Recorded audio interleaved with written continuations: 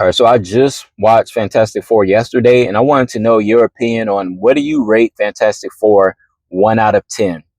I'm going to tell you my rating, and I'm going to tell you why, and then I want to hear your comments below. But for me, I gave the movie a 7.5 out of 10. I thought the movie was really good. It had one flaw for me personally, and some people may not agree. That's why I want to hear your opinion. Also, for me, the movie lacked this like one like excitement factor where there weren't a lot of emotional highs throughout the movie to for me to push it a little bit further. The things that were done well in the movie was the script was done well, the acting was great, the setup with Galactus and showing his size, giving us an actual idea of what size Galactus could be. I think that was great to show on film because other Fantastic Four films didn't really show that. They made it look like Galactus is a floating head being in the sky kind of thing. And this one did a great job of just showing us a different depiction of it. Overall, the whole tone of the movie, different from any Marvel movie that I felt so far. It felt like Fantastic Four was literally in its own universe, and I know it said that they were on their own specific version of Earth that was based on it was actually based on Jack Kirby's birthday. But that was cool too. Is everything about the environment and the visuals was probably one of the best things about the movie. It had that great blend of a futuristic vibe, but you knew they were in the 1960s, but it was like the Jetsons in the 1960s. Like you felt like they've advanced way further than what we were, and Reed Richards was at the pinnacle of that technology and creating things, and he was a genius. As far as the characters done on the team too, is yeah, Reed Richards, he was good. I would say there was nothing outstanding about Reed Richards and his personality in the film, but he was what Reed Richards should be for the most part. And I like what they did in the film is showing how brilliant Reed Richards is as a scientist and getting to that point where he didn't know what to do at the one point in the movie. And I love how they show that because as a viewer, once I got emotionally invested in the story, it felt good in a way to see that the movie was okay with showing that it probably is no hope. That lack of hope that they gave in that moment when Reed Richards was like, "Hey guys, I don't know what to do. I have no solution," and they paused on that for a moment. That was a really great thing they did in the film is just letting that hang in the air, like we have no answers. We might lose this. And the difference with that and the Infinity War saga is Infinity War saga took a few films to build that up, versus Fantastic Four was able to do that in one film. I really felt the weight of everything happening in this film once Galactus was introduced into the picture on that scene where they went onto the ship. So I thought that was great. Galactus got introduced, you immediately felt danger. You felt like the weight of the world was just on Fantastic Four's shoulders.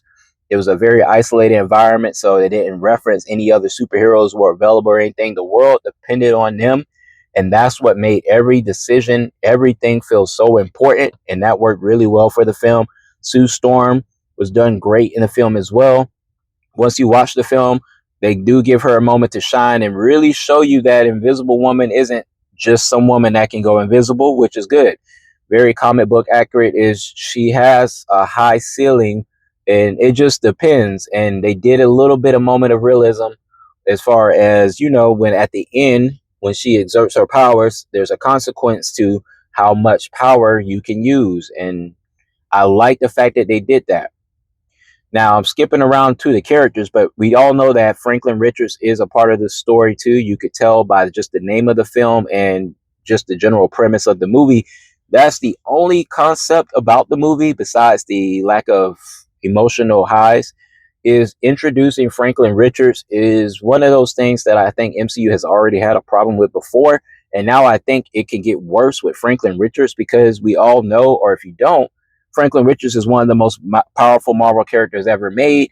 And typically when they have one of those super powered characters, they tend to get nerfed in the movies because it will be a plot for us. It's a visual plot hole to, well, why didn't Franklin Richards do this? And I'll give you an example. with Captain Marvel in the Infinity War saga. They tease Captain Marvel's coming to save everybody and fight in the war with Thanos. But we remember when we watched the Endgame, Captain Marvel had a scene and she did great, but they had to basically just come up with an excuse to get rid of her in the fight because we knew, well, couldn't Captain Marvel and even Scarlet Witch, they had to do Power Scarlet Witch. Go back and look at the fight scene in Endgame. Scarlet Witch could have destroyed Thanos by herself and she was about to, but they had to make up an excuse why Scarlet Witch or Captain Marvel cannot destroy Thanos in this situation. So this is the problem with Franklin Richards. He has no weakness, unlike those other characters where they had weaknesses. Franklin Richards pretty much has no weakness, so I don't know what they're going to do about that in the future. It did make for a cool story in this movie. It's just I was thinking further ahead, and I don't know what they're going to do other than nerf Franklin Richards down the line, because even watching the end of the movie, we saw Franklin Richards as a baby resurrecting. You can resurrect someone as a baby. Now we know there's no limit. All right. But other than that, Ben Grimm, he was done mid to me. There was nothing that stood out. It was the typical stuff. I noticed some people mentioned that Ben Grimm didn't have the thing that he always dealt with on the inner, where he on the inside, where he's always like, man, I'm not used to my face being this way. I'm Rock Man. I still relate to people. I still want love. They tried showing a little bit of it, but it felt like that plot wasn't fully fleshed out. I don't know if they're because they're going to try to build it in another movie, but from what I've seen in a lot of movies, they halfway never continue those little subplot lines like that. But we will see, because I don't even think there's room to fit that into a bigger scale film. And Fantastic Four is joining up with other people. I'm not sure we can start going backwards and showing Ben Grimm building up his romantic life unless I don't know. But Ben Grimm was done well. The voice acting was great for Ben.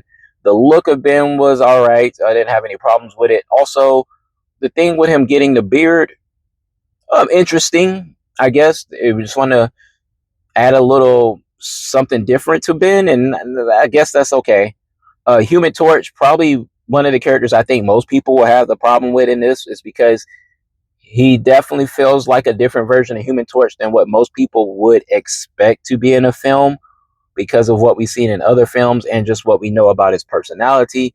He was a little bit more calm, not calm, laid back. They tried to hint to him being a womanizer to some point, but he didn't really. There was not a lot of scenes that showed anything like that, because in the film, the only woman he interacted with was his sister Sue and then Silver Surfer, and it made it look like because he doesn't really he doesn't really interact with a lot of women. It made it seem like Silver Surfer, he had a crush on her because he's like, man, it's a hot alien, and they're like, stop calling her attractive. That was a funny scene. Speaking on funny scenes, I think another good W for the film is the fact that they did not overdo comedy in this one. They did not do the traditional Marvel route where, like, hey, we're trying to make all these funny punchlines and keep you laughing even through all the serious moments. They had a good separation of serious moments were serious and heavy and emotional and had weight and you could feel it. And then there were moments where the comedy was more, it felt very fluid. Like, it didn't feel like they were forcing it. It also didn't feel like they were trying too hard to make you laugh. It felt like everything was natural when it came to the comedy. Were the jokes really good and would have you busting out laughing? Probably not. They'd probably make you smirk or chuckle. It was that type of comedy. And I think that was perfect, because we can't keep doing the exact same thing with every film where it's just a comedy show. Even when, like this film, the world's on the line. We're talking about getting rid of your kid. There's really nothing to joke about when you're talking about sacrificing your kid for the world. So there's not a lot of moments in between knowing this information. You shouldn't be making too many jokes. Now, the comedy felt like they got along together. They liked each other. They had good synergy. So very family friendly like comedy, and the whole dynamic of the Fantastic Four looked great, where felt like family. Um, so that they had good chemistry all together, the cast, and I love that. Now, what else do I have to say about the movie? Silver Surfer, done great. I think the character was done great. I think the actress Julia Garner, is good to see her getting into some Hollywood roles. Of course, I know her as Ruth. I'll always know her as Ruth, and I know actors hate that usually. They're just being called the character that we know them as. But I think she did great. The way they did her voice, just something about that was very particular too. Just where it kind of like had an echo and even it was like slightly metallic sound to it. I don't know if you would call it metallic, but it fit with the visual look of Silver Surfer, and it felt like you were talking to another being outside of this world.